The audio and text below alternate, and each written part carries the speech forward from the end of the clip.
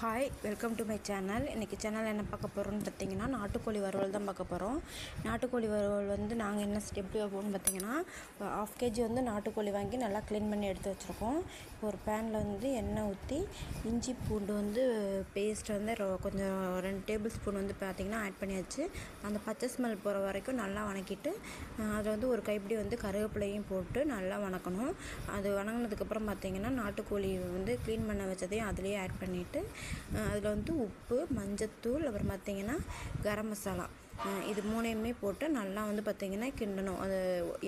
அது வந்து எண்ணெயிலே வந்து பார்த்திங்கன்னா சுருளை வந்து பார்த்திங்கன்னா வெந்துடும். இந்த ஸ்டேஜ் வந்ததுக்கப்புறம் பார்த்திங்கன்னா மிளகாத்தூள் வந்து ஒரு 3 டேபிள் ஸ்பூன் நான் வந்து வீட்டிலே ரெடி பண்ணி வச்சுருக்கோம்.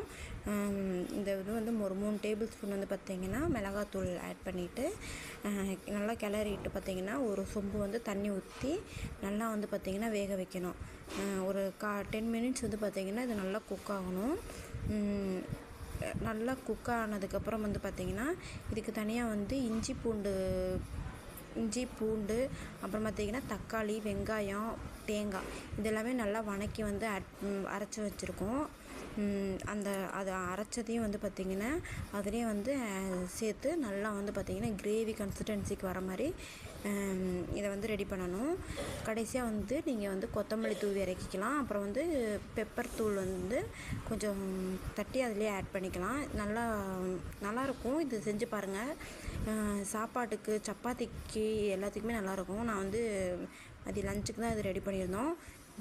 கிரேவி கன்சிஸ்டன்சிக்கு வந்ததுக்கப்புறம் பார்த்திங்கன்னா ஆஃப் பண்ணியாச்சு.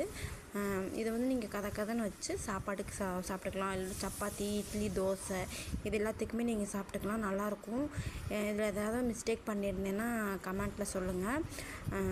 இந்த வீடியோ பிடிச்சிருந்துச்சுன்னா லைக் பண்ணுங்கள், ஷேர் பண்ணுங்கள், சப்ஸ்கிரைப் பண்ணுங்கள். மறக்காமல் பெல் ஐக்கானை கிளிக் பண்ணுங்கள். மதிய லஞ்ச் இவ்வளோதாங்க. பாய்.